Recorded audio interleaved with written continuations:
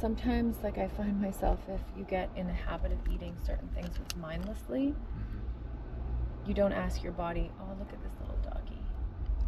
Oh, he's missing a leg. Hi.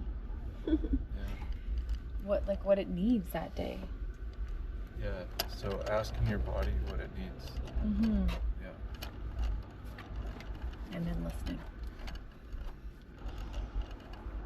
Yeah, like those cooked pines are so beautiful. Not native to Hawaii. I don't know how they got here. Yeah. I mean, I guess everything is always evolving. Somebody brought some things on some point.